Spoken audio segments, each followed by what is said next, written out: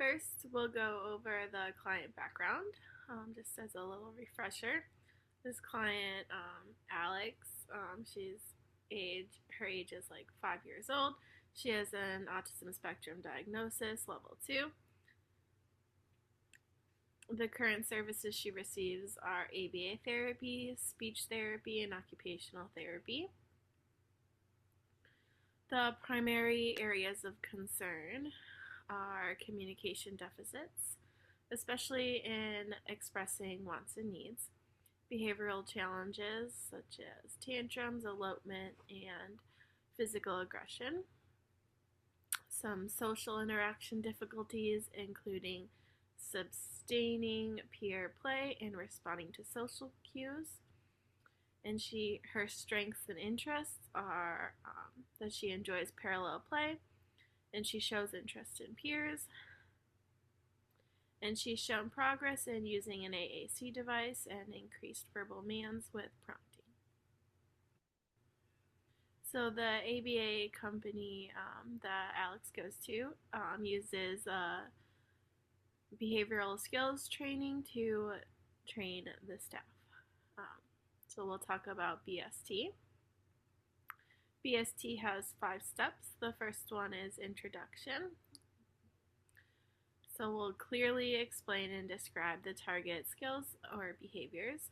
Ensure that the learner understands what is expected and why the skill is important. The second step is modeling. The BCBAs will demonstrate the target skill to show the learner exactly what it looks like, and they'll use real-life examples or role-play scenarios relevant to the learner's context. The third step is rehearsal.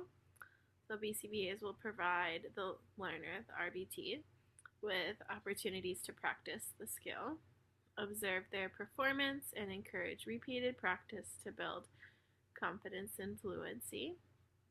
Fourth step is feedback.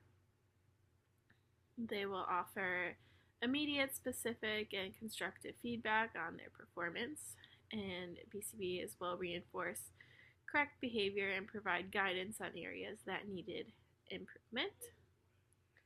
And the final step is repeat as needed.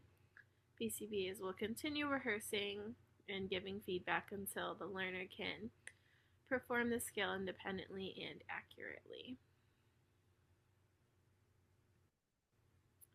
So when a new RBT joins the team, like how I was trained on Alex's team, the first session the BCBA leads and I observe, the RBT observes. The BCBA runs the entire session demonstrating the programs and procedures. The RBT observes to gain an understanding of the client's needs and session structure, and they pair during this time. The second session is more of a collaborative session. The BCBA and RBT jointly run the session. The BCBA provides hands-on guidance, assisting the RBT in implementing programs and procedures. On the third session, it's more of a regular overlap with BCBA support. The BCBA observes, models certain programs and is available to answer questions. Additionally, client-specific information is shared to deepen the RBT's understanding. And fourthly, feedback and notes. Feedback is provided in person after each overlap session, and a detailed overlap notes are shared to document progress and highlighted areas for improvement. And if this is like a new RBT, not as experienced, there'll be more regular overlaps, or if it's a client with like higher behaviors, the BCBA will do more than just 3 regular overlaps. Treatment fidelity and validity. This company, we use like an overlap note, and at the bottom of the note is we use it's a picture to the left, And I'll go through all those steps now. So first, treatment fidelity ensures interventions are delivered as designed to achieve accurate client progress.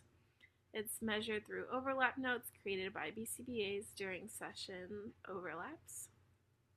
So the overlap notes include skill acquisition, notes on baseline maintenance, and observed programs, inter-observer agreement, or IOA, data collected to confirm consistency, behavior reduction, IOA, and ABC data for target behaviors, training for novel programs, documentation of any new skills introduced, and training procedures. Treatment validity validates that treatment goals align with assessed clients' needs and lead to meaningful behavior changes. And that is the end of my case study 3. Thank you.